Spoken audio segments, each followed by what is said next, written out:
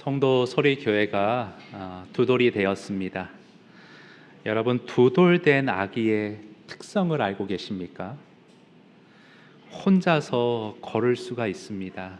우리 일부 예배에 안내 쓰는 우리 로이는 첫 돌이 막 지났는데 엄마 아빠가 양쪽에서 손을 잡아 이렇게 겨우 이제 걷고 있습니다. 두 돌이 되면 아이가 혼자 걸어요. 또 세 단어 이상을 조합해서 문장을 떠듬떠듬 말할 수 있고요. 또 숟가락질도 제법 잘한다고 합니다. 우리 성도 소리교회도요, 처음 태어났을 때 걸음마도 못 되었습니다. 찬양팀이 없었어요. 그래서 제가 찬송가를 가지고 겨우 반주자 한 명 세워서 떠듬떠듬 예배를 인도하곤 했던 기억이 있습니다. 그런데 두 돌을 맞이하는 지금은요, 외관이 제법 갖춰져 가고 있는 중입니다. 하지만 저는 이 시점에 우리에게 더 중요한 것은 이제 이 속 안, 내실을 제대로 다져가는 것이 보다 중요한 과제라고 생각을 합니다. 단지 사람이 모이고 예배실의 모양을 잘 갖추어 갈 뿐 아니라 우리가 정말 교회로서의 역할을 제대로 잘하고 있는지 이것을 따져봐야 한다 생각을 합니다. 성도 소리 교회가 성경이 말씀하시는 참다운 교회다운 교회를 지향하며 제대로 자라가고 있는지를 한번 점검해 봐야 한다 생각합니다. 자, 이것을 점검하기 위해서 우리에게는 먼저 성경적인 기준, 성경적인 교회관이 잘 정립될 필요가 있습니다. 여러분, 우선 이게 필요하지 않겠습니까? 왜냐하면 기준이 잡혀 있어야 그것을 잣대로 교회가 잘 가고 있는지 잘하고 있는지를 체크할 수 있으니까요. 그런 의미에서 여러분에게 제가 한번 여쭙겠습니다. 여러분, 성경이 말씀하시는 교회란 무엇일까요? 저와 여러분이 이 부분을 정확히 정립하고 있어야 성경적인 기준을 가지고 우리 교회를 자라가는 일에 여러분이 힘을 실을 수가 있습니다. 교회란 무엇인가? 이에 대해서 고 옥하는 목사님은요, 성경을 기반으로 해서 두 가지, 교회의 두 가지 측면을 늘 한결같이 강조해 오셨습니다. 두 가지 중 첫 번째는 무엇이냐면요, 교회는 세상으로부터 부름받은 하나님 백성들의 모임이라는 것입니다. 세상으로부터 부름받은 하나님 백성들의 모임. 오늘 본문 고린도전서 1장 2절을 보시면요, 그 앞부분 여러분 좀 보실까요? 맨 앞에부터 보시면 고린도에 있는 하나님의 교회, 그리고 나서 곧이라는 단어가 붙어 나옵니다. 곧. 그러니까 이건 뭐냐면 교회는 곧 뭐냐? 이 말이에요. 교회는 곧 뭐냐? 뭐라 되어 있습니까? 그리스도 예수 안에서 거룩하여지고 성도로 부르심을 받은 자들이 교회라고 되어 있습니다. 그러니까 한마디로 교회는 뭐냐? 거룩해지도록 부르심을 받은 사람들의 모임이라는 것입니다. 여기서 부름받았다는 말이 좀 어색할 수 있는데, 세상으로부터 불러냄을 받았다. 세상 속에 파묻혀 살아가는 것이 아니라, 휩쓸려 살아가는 것이 아니라 거룩을 목표로, 세상은 오직 이기적이고 거짓, 비방, 내 이익만이 앞서는 것이 세상인데, 우리는 거기서부터 건짐받아서 불러냄을 받아서 거룩을 지향하는, 오직 예수 그리스도를 닮아가기에 힘쓰는 모임이 바로 교회라는 것입니다. 여러분, 그리고 뒤쪽에도 보세요. 2절 뒤쪽에도 보시면 또 하나 주목할 포인트가 있는데, 자, 예수 안에서 거룩하여지고 성도로 부르심을 받은 자들과, 자, 그 뒷부분 보시면 또 각처에서 우리의 주, 곧 그들과 우리의 주 되신 예수 그리스도의 이름을 부르는 모든 자들이라. 자, 여러분, 여기서 이 뒷부분에서 반복되는 단어 여러분 찾으실 수 있겠습니까? 뭐가 반복되고 있죠? 주. 예, 맞습니다. 반복은 성경에서 강조해요. 뭘 강조하고 있느냐? 교회란 무엇인가? 예수님을 각자가 속한 그 가운데에서, 그 처소에서 나의 주님으로 인정하는 사람들, 나의 주로 예수님을 고백하며 주님을 제대로 따르는 사람들, 그 사람들이 모인 곳이 바로 교회라는 것입니다. 그렇다면 이제 이런 기준을 가지고 우리 교회를 한번 정직하게 점검해 보았으면 좋겠습니다. 여러분, 우리 성도 소리교회는 거룩을 지향하는 공동체가 과연 맞을까요? 나는 오늘 교회의 일원인 나는 오늘 예수 닮아가기를 무엇보다 힘쓰고 있나요? 예수님을 진정 내 삶의 주관자로 매 순간 인정하면서 모든 일을 주님과 상의하면서 그분의 뜻에 맞춰 살아가고자 나는 오늘 노력하고 있나요? 여러분, 교회는 다른 거 없습니다. 이 부분에 모든 역량과 힘을 쏟는 교회가 바로 성경적인 바른 교회입니다. 그렇다면 이제요, 저는 언제나 두리뭉실 추상적인 것, 그런 거 좀 싫어하고요, 구체적이고 실질적인 거 저는 좋아합니다. 말씀이 실제 내 삶에 구현돼야 된다고 생각하고 있거든요. 그래서 여러분, 정말 좀 실질적으로 이 기준을 좀 우리 교회에 가져왔으면 좋겠어요. 정말 우리 교회가 이 기준을 실천하기 위해서 던져야 할 질문이 있는데요. 그것은 무엇이냐 하면, 교회가 정말 거룩으로 자라가려면, 정말 우리가 예수님을 주님으로 제대로 모시고 따라 살려면, 그러면 우리 교회는 무엇에 초점을 두고 무엇에 중점을 두고 힘을 쏟아야 할 것인가, 이 부분을 오늘 여러분과 함께 생각해 보기를 원합니다. 교회는 무엇에 초점을 두고 무엇에 힘을 쏟아야 되는가, 많은 목회 철학이 있겠지만 저는 옥하는 목사님, 또 뒤이어서 이찬수 목사님에 이어 이 질문에 대한 답을 제자 훈련으로 말씀드리고 싶습니다. 여러분, 근데 제자 훈련이 너무 많은 오해들을 받고 있어요. 여러분, 제자 훈련하면 딱 어떤 이미지가 떠오르시나요?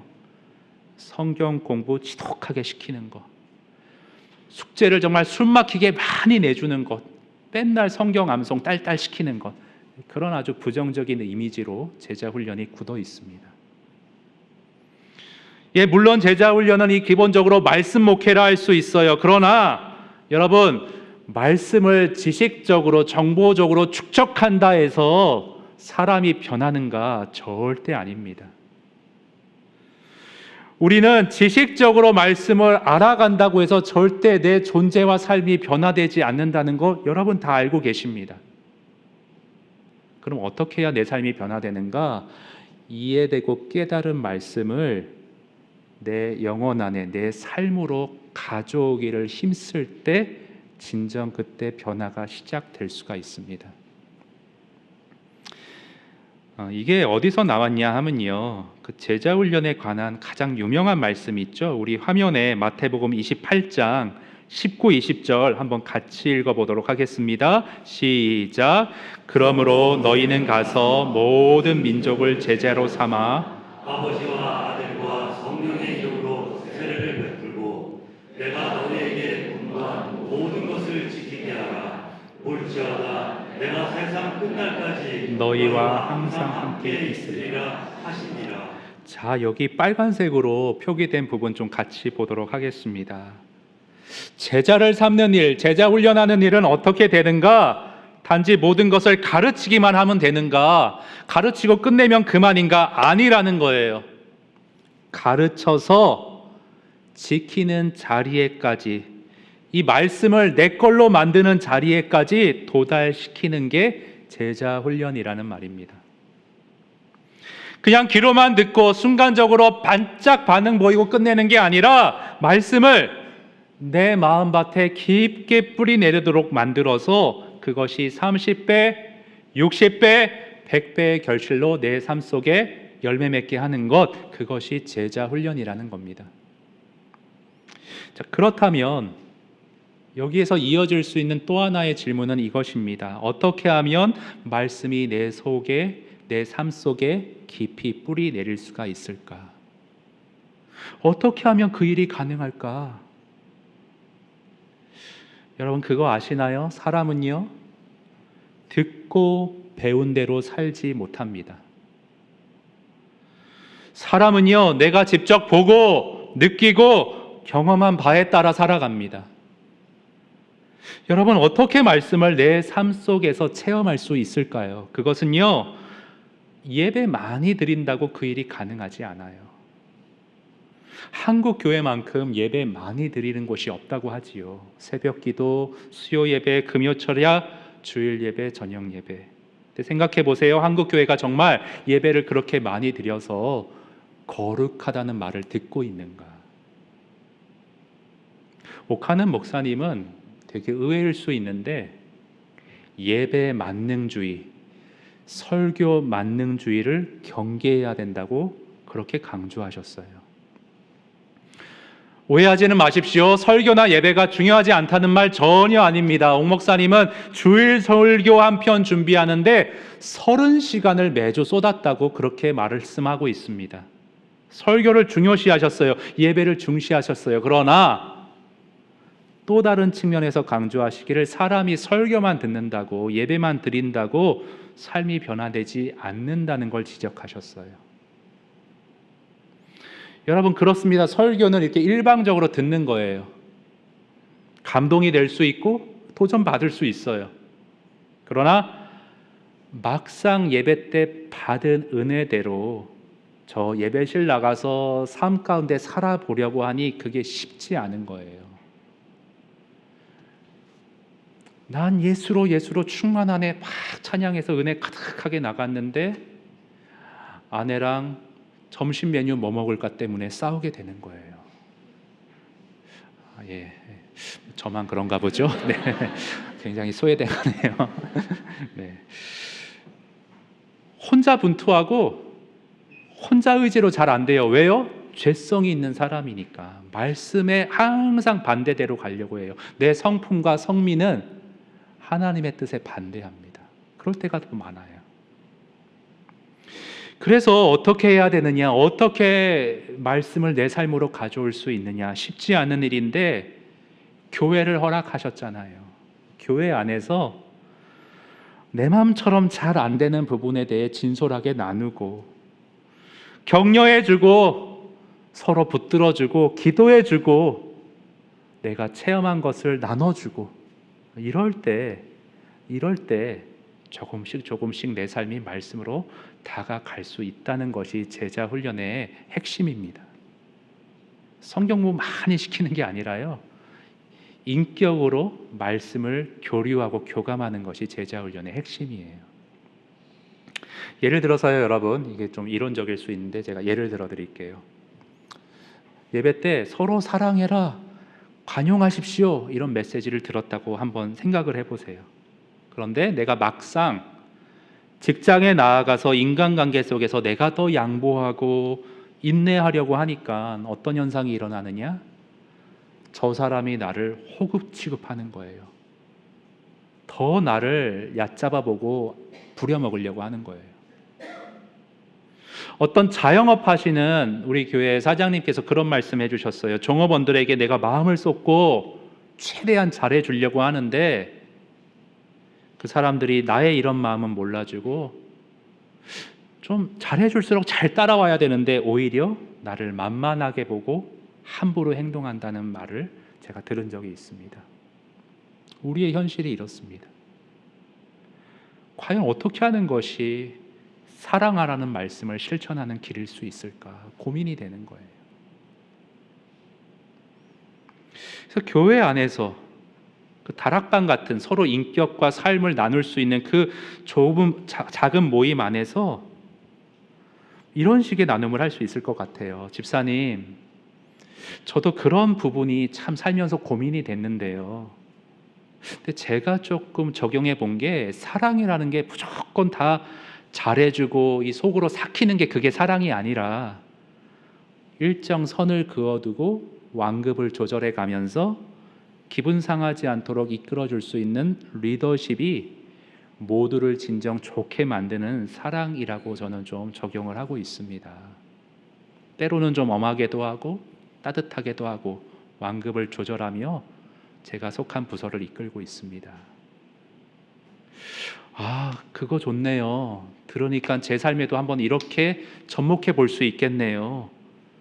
이런 식으로 6명, 12명 정도가 나눠서 그렇게 말씀을 어떻게 적용할 수 있는지를 실질적으로 나누는 거예요. 설교 때 그런 것 제가 다 얘기해 드릴 수 없잖아요. 제가 아무리 다방면에 드라마를 보고 책을 읽는다 해도 여러분의 각자의 그냥 다양한 그 삶을 모두가 다 제가 습득할 수가 없잖아요. 함께 나누는 겁니다.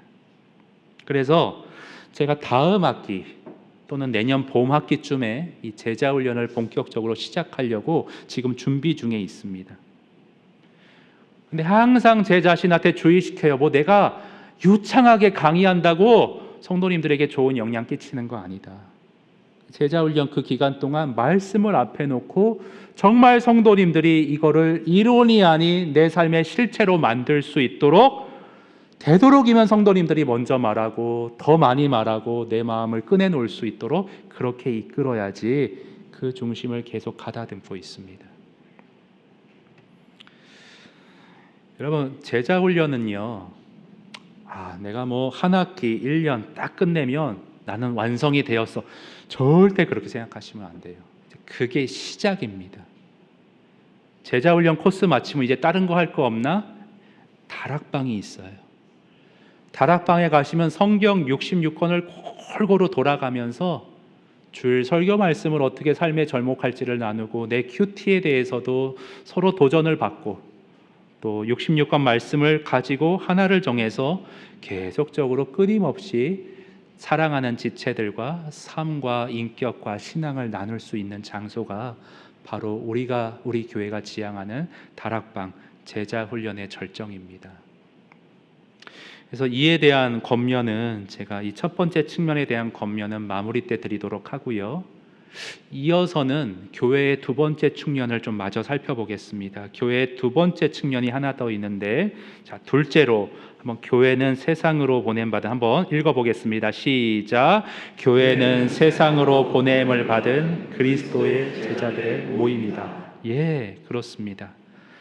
세상으로부터 불러냄을 받을 뿐 아니라요, 우리만 거룩해지고 우리만 나눠서 좋고 만족하고 이게 아니라 말씀으로 우리가 자라갔다면, 역량이 쌓였다면 그걸 가지고 세상으로 나갈 수 있어야 된다. 세상으로 보냄받을 수 있어야 된다. 이 교회의 두 가지 균형을 여러분이 잘 잡고 계셔야 합니다. 여러분, 오늘 또 하나의 본문, 우리 요한복음 20장으로 한번 가보겠습니다. 요한복음 20장. 요한복음 20장. 요한복음 20장 21절입니다. 제가 가진 성경 신약 183페이지.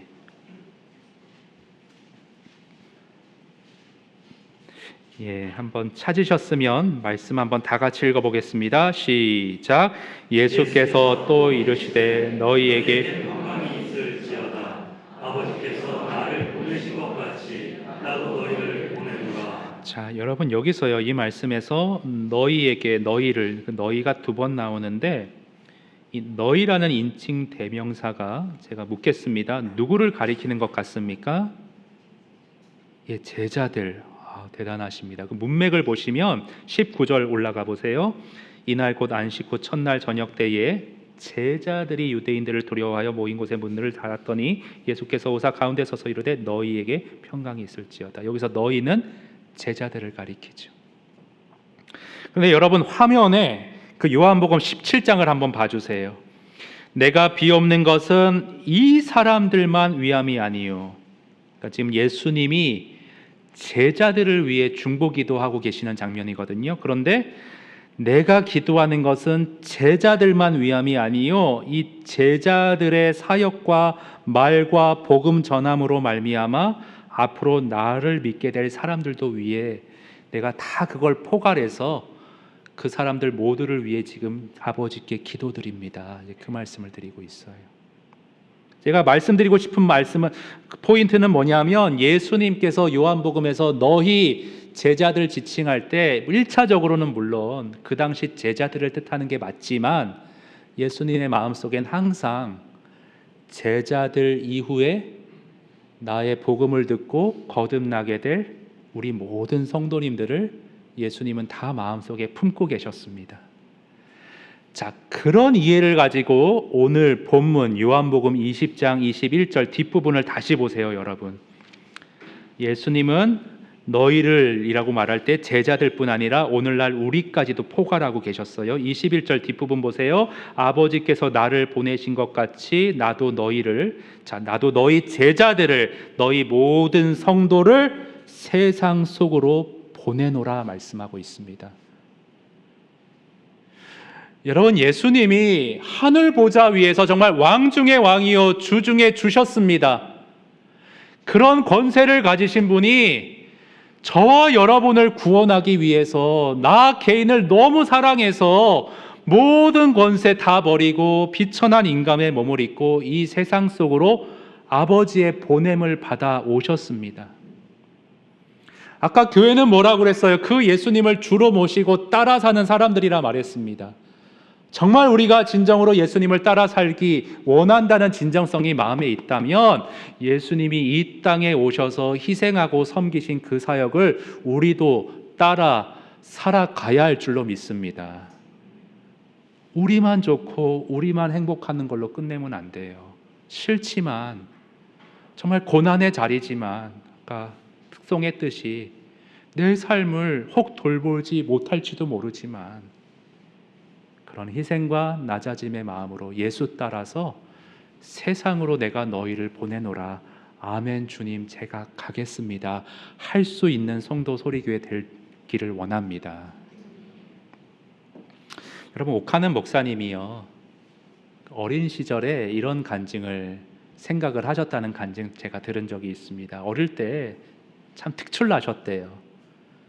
믿음도 좋고 기도도 잘하고 야 너는 신학교 가서 목사해라 이런 말을 막 집사님 장로님들이 해주셨는데 그때 목사님 속으로 그렇게 생각했대요. 아니 믿음 좋아서 다 신학교 가면 정작 저 세상 밖으로 나가서 믿음 좋은 사람들이 세상을 변화시켜야 될 텐데 다 믿음 좋은 사람들이 신학교에 교회 안에 갇혀버리면 하나님 나라는 밖으로 어떻게 확장시켜 나가지? 이런 생각을 어릴 때 하셨대요.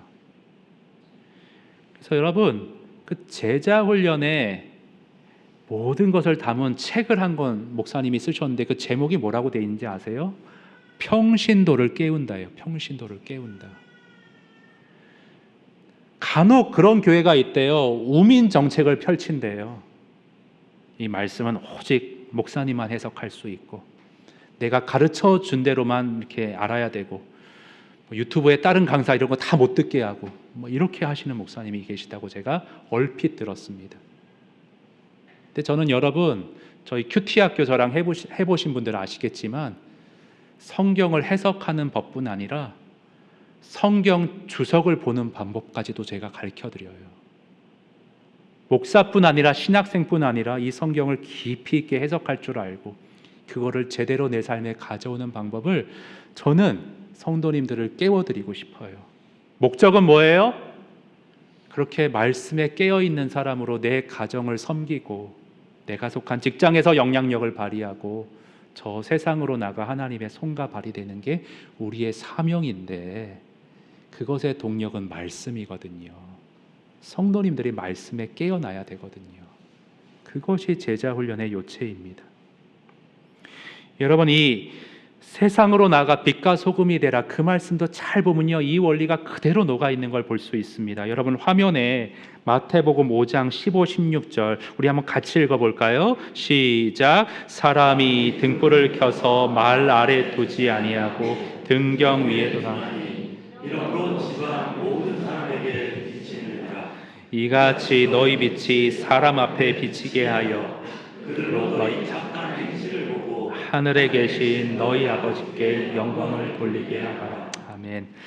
그 여기 빨간 글씨 보세요. 말 아래 두지 아니하고 참 성경이 번역을 어렵게 해놨는데 여러분 말이 뭐냐면요 뭐 이렇게 따그닥 달리는 말이 아니라 큰 대야라고 생각하시면 돼요. 바게스.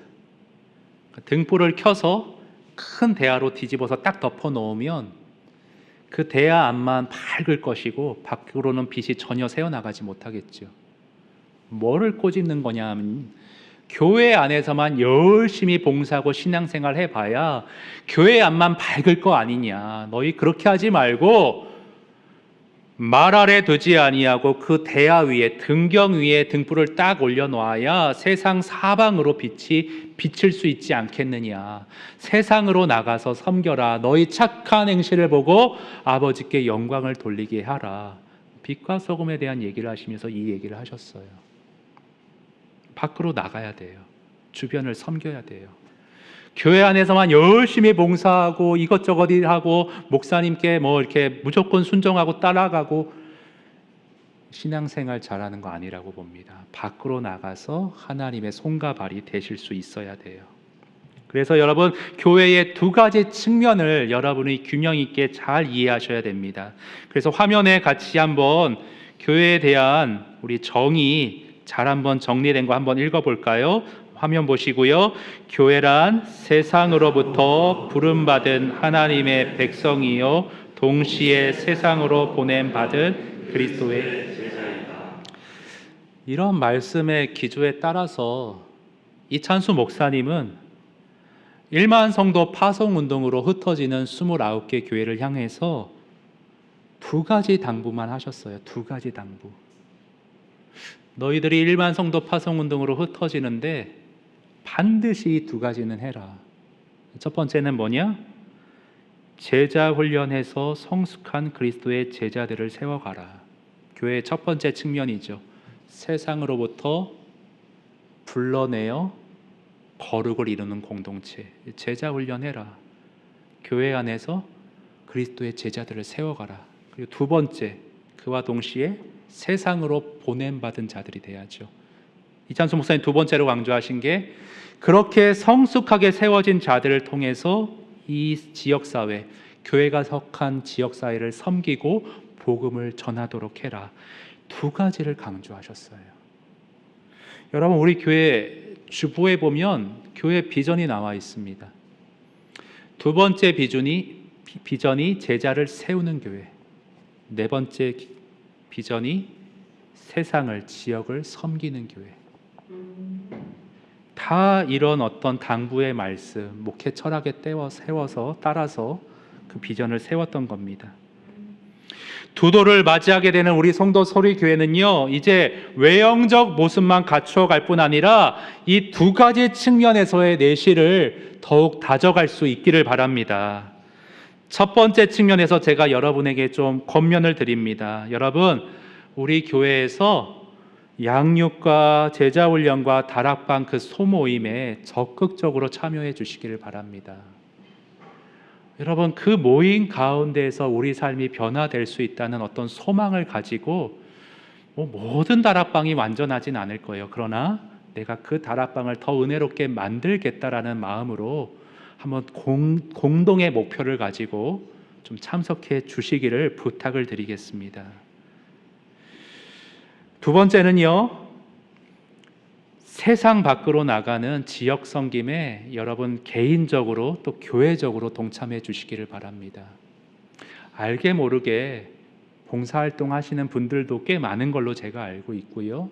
물질로 여러 곳에 후원하시는 분들도 있는 걸로 제가 알고 있습니다. 계속 개별적으로 그렇게 해 주시고요. 우리 교회도 교회적으로 차츰 더 지역 섬김을 구체화해서 나갈 생각입니다. 현재 우리 교회가 하고 있는 지역 섬김 및 국내 해외 섬김 영역을 보면요, 첫 돌 때만 해도 지역 섬김에 아무것도 없었습니다. 공란이었어요. 근데 이번 연도에 우리 선교위원회에서 두 가지 사역을 시작하고 있는데, 화면 보시면 지역 인천 지역 아동 청소년 정기 후원을 하고 있고요. 또 저기 소이작도의 백합교회를 물질로 후원하고 좀 더 욕심부리면 기도 제목도 공유하고, 또 우리 청년부나 단기선교팀이 여름 수련회 가가지고 성경학교도 섬겨주고 그 지역 어르신들도 봉사해주고, 그 단회적인 게 아니라 정기적으로 그렇게 지속적으로 관계를 맺고 사역하면 너무 좋을 것 같습니다. 두 번째 국내 섬김은요, 예수 다섬교회 이제 상가를 얻어서 교회를 들어갔는데 아직도 경제적인 지원이 좀 필요하다고 해서 계속 섬기고 있습니다. 미자립 교회 후원, 해외 섬김으로서는 선교사 후원. 그런데 저는 우리 교회가 선교위원회에서 조금 더 활발하게 이번 연도에 활동을 하셔서 이 선교사 후원은 성남노회에 저희가 모르는 선교사님들이 이렇게 물질로만 후원하고 있는데 그러지 말고 구체적으로 그분의 사역에 같이 마음을 싣고 또 여름이면 직접 우리가 가서 봉사하기도 하고 이런 식으로 정말 실질적인 섬김들을 조금씩 차츰적으로 해 나가기를 제가 좀 기대하고 있습니다. 기도하고 있습니다. 목사가 혼자 막 앞장서서 이거 해야 됩니다, 저거 해야 됩니다 이런 것보다는요, 선교위원회에서 서로 마음 모아 기도해 가면서 준비시켜서 우리 성도님들을 그 사역에 기도로, 물질로, 실제 참여로 동참시키는 그림을 저는 마음속에 그리고 있습니다. 이 S타워 들어올 때요, 지금 의자가 한 172개 정도 되는데 저 혼자 나른 거 아니고요, 제가 저쪽 자유공간 갈 때는 저 혼자 날랐습니다. 근데 정말 이제는 성도님들이 일일 봉사자를 모집했는데 처음엔 솔직히 10명이 안 오셨어요. 그래서 역시 우리 성도님들 바쁘시구나 했는데 갑자기 한두 분 더 오고 하더니 그때 한 20명, 30명이 이렇게 꽉 차가지고 얼마나 신나게 서로 땀을 흘리며 일하며 기뻐했는지 모릅니다. 지역을 섬기는 일은 더 기쁠 줄로 기대하고 있습니다. 별로 아멘이 안 나오시는데 네, 선교위원회에 좀 여러 가지 좀 아이디어 요청하는데 더 많은 위원이 필요할 것 같아요. 그래서 사무실에 문의하시면 오늘 목사님 설교 들었는데 제가 좀 동참하고 싶습니다. 같이 상의하고 방향을 잡아가는 일에 일조하고 싶습니다. 남동구에 탈부차 사역도 있을 것이고 우리 교회차가 있습니다. 장례, 신방, 부서 여름 행사뿐 아니라 몸이 불편하신 분들, 온라인 예배 때 우리 얼마나 갑갑했어요. 현장이 얼마나 그리웠습니까? 우리가 교회차로 모시고 와서 예배 드리게 하고 또 모셔다 드리고 여러 가지 사역들을 좀 아이디어를 낼 수 있을 것입니다. 두돌된 이제 걸음마 단계이지만 우리가 교회의 두 가지 측면에 균형을 잡고 비전과 목표를 세워놔서 한 발 한 발 다가갈 수 있다면 4살, 5살, 6살로 자라가면서 우리 교회는 보다 더 온전한 성경적인 교회상을 이 지역에 구축해 갈 수 있을 줄로 믿습니다. 사랑하는 여러분, 이 모든 사역에 여러분 주체가 되어 주시고요, 단지 일하는 것이 아니라 내가 예수 그리스도를 닮아가고 내 평생 정말 주님을 위해 주의 발자취 따라 살아가는 세상이 모르는 삶의 충만함과 기쁨을 우리 교회가 서로 가득가득 누리며 자라갈 수 있기를 우리 주님의 이름으로 간절히 축원드립니다.